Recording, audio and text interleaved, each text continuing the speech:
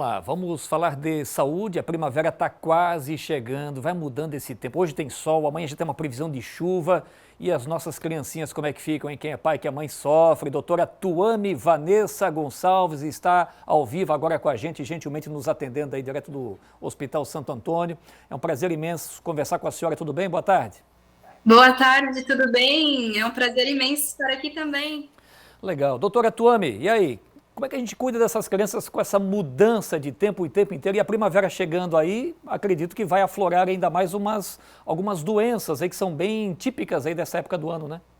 E como, né? A primavera a gente acaba tendo bastante, a gente lembra bastante das doenças alérgicas, né? Principalmente pela questão ali das flores, né? Então a gente percebe as crianças que têm esse cunho alérgico acabam exacerbando suas rinites, crises de asma, né? E o que a gente pode fazer, na verdade, é aquilo que a gente sempre prega muito na pediatria, né? Cuidar da saúde integral da criança, né? Então, oferecer sempre bastante líquido, cuidar da alimentação, uma alimentação saudável, prática de exercícios.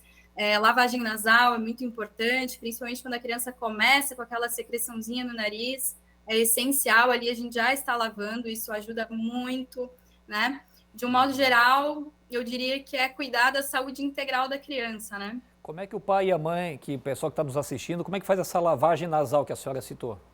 A lavagem nasal a gente pode fazer de várias formas. Nas farmácias a gente encontra até alguns produtos já próprios para isso, né, em forma de spray ou aerossol, né, que parece aquele desodorante, assim, né? Isso. Onde nós temos jatos de soro fisiológico. Ou nós podemos fazer em casa com seringa também, seringa descartável e soro fisiológico, né? E a gente aplica esse soro fisiológico na narina da criança pelo menos uma vez ao dia, ou conforme a necessidade, o aumento da secreção, a gente vai fazendo mais vezes, né? Conforme o tamanho e a idade da criança, a quantidade de soro vai mudando, geralmente o pediatra vai orientando, né?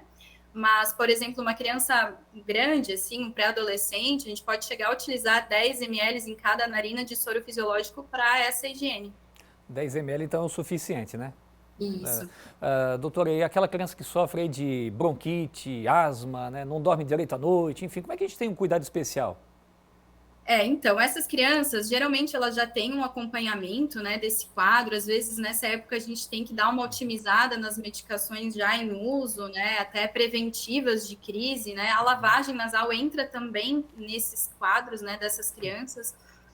De um modo geral, eu acredito que fazendo a higiene nasal, cuidando da alimentação, oferecendo bastante líquido, exercício físico, que nem eu comentei com você, Claro. a gente consegue um controle, mas lógico, dependendo do quadro, a gente precisa dar uma mexidinha nas medicações também. E aí entra a importância do acompanhamento dessa criança durante todo o ano, e não só agora quando ela fica doente. Claro. Só para a gente finalizar aqui de uma forma muito rápida, né? A automedicação também a gente tem que cuidar muito, né? Mas é que ponto que o pai tem que tomar a liberdade, a mãe, de levar um pronto-socorro, por exemplo, doutora Tuame?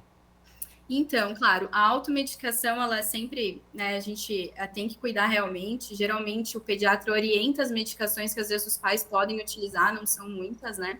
E quando a gente vê que o quadro da criança está um pouco mais exacerbado, como por exemplo, uma febre mais persistente, né, mais de 3 dias de febre, ou até antes disso, se você percebe que a criança está febril, e mesmo quando você medica, a febrezinha baixa, ela continua muito caidinha, né? Essa criança a gente tem que olhar com outros olhos.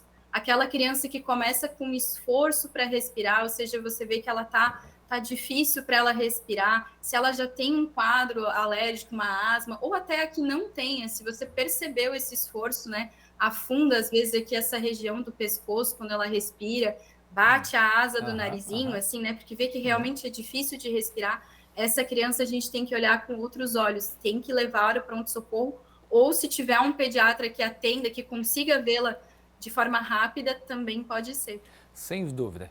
Muito bem, doutora Tuame Vanessa Gonçalves, é pediatra, muito obrigado pela gentil entrevista com a gente aqui ao vivo no Balanço Geral. Você é pai, você é mãe, e vão levar a criançada para se vacinar. Botava caderneta de vacinação em dia aí dos pequenininhos. Obrigado, doutora. Até mais. Até! Muito bem, doutora Tuame conversando ao vivo com a gente aqui no nosso Balanço Geral, dando algumas orientações para você que é pai, você que é mãe também. É importante a gente monitorar os nossos pequenininhos.